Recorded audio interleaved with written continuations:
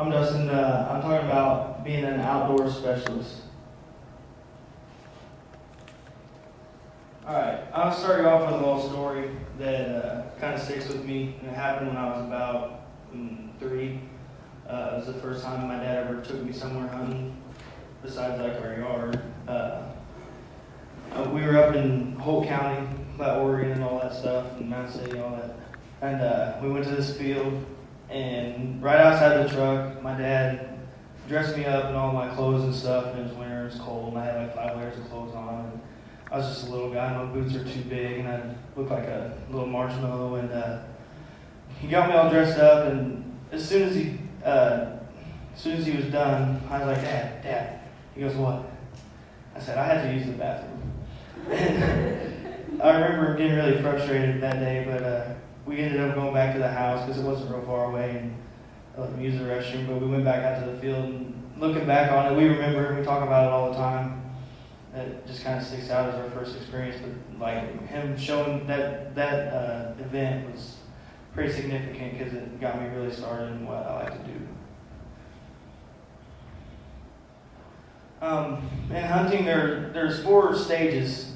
The first one you get to is the limiting out stage, and that's when you go to hunt, what you're looking to do is like shoot as much as you can, really, and get as many of your tags filled for your animals, whether it be ducks or deer or turkeys or whatnot. You're not really worried about the size or what it looks like, if it's a duck or something like that. But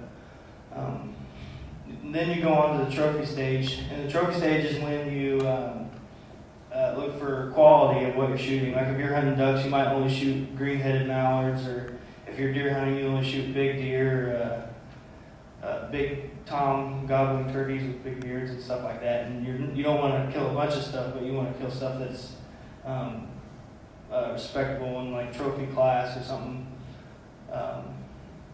After that is the method stage, and this is when you go into, say you've rifle hunted your whole life for deer, and it's kind of, not that it's not fun still, but you want another challenge. You go and you take your bow out and you bow hunt for deer, and the deer have to get a lot closer. It's a lot harder. You have to be quiet and be scent free because they smell you really good. Deer have like better scent than dogs. There's a lot more planning in this stage too. But for my career that I chose, the most important stage is the last stage, and it's highlighted there in green, and I'll read it to you. As a hunter ages and after many years of hunting, he mellows out. Satisfaction now can be found in the total hunting experience. And the main point of the paragraph is being in the field, enjoying the company of friends and family, and seeing nature outweigh the need for taking game. Not all hunters go through all stages or go in that particular order.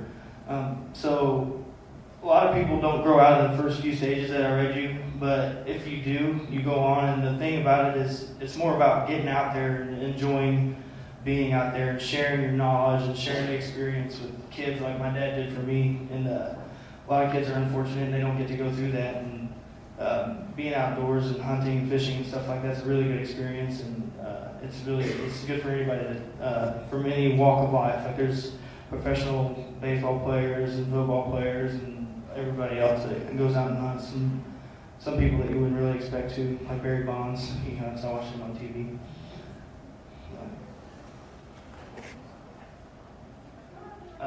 This is a video of a guy named David Blanton. If you're familiar with the hunting industry, you know who he is.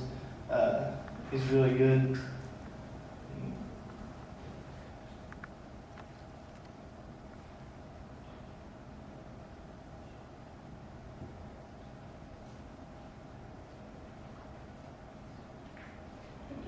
It won't go full screen. Hey guys, we're really blessed to be here today at Real Tree Farms with one of our dear friends, not only personally, but of student outdoor experience.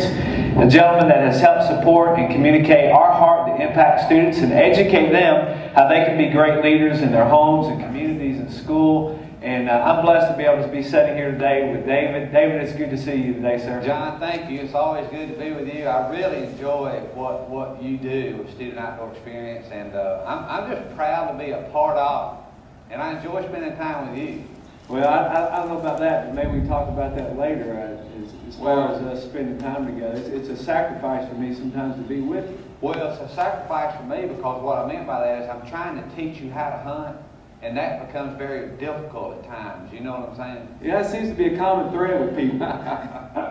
Yeah. David, it's an honor not only because of who you are and your support, but for what you do. I mean, David, you get to travel all over the planet.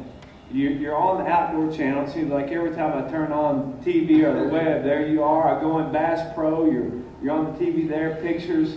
You know, ESPN, the whole media program, Realtree, largest camouflage industry corporation on the planet. I mean, you tell me, and I know our students and the listeners want to know, what is it like to have a day in the life of David Blaine? Well, first of all, John, one thing I've learned in my 19 years being at Realtree, I am truly, and I mean this, I'm truly blessed. Way beyond what I deserve. Why I was chosen to be able to enjoy this lifestyle is beyond me. But I'm truly blessed and thankful for the opportunity every day to come to work in the hunting industry. I mean, it's a great way to make a living.